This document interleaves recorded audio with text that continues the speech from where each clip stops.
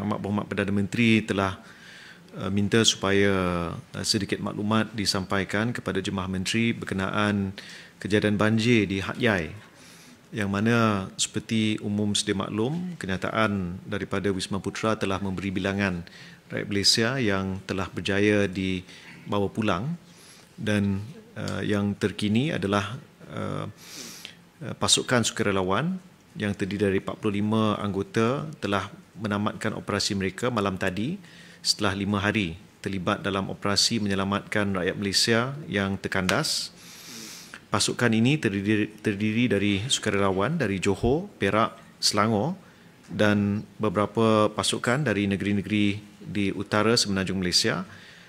dan mereka telah pulang ke tanah air pada hari ini. Alhamdulillah, seperti yang kita teliti dalam kenyataan Kementerian Luar pada hari ini, 38 orang pelajar universiti dan pensyarah Malaysia yang terkandas akibat banjir tersebut telah berjaya dipindahkan dalam operasi menyelamat yang diselaraskan oleh pihak berkuasa Malaysia dan Thailand.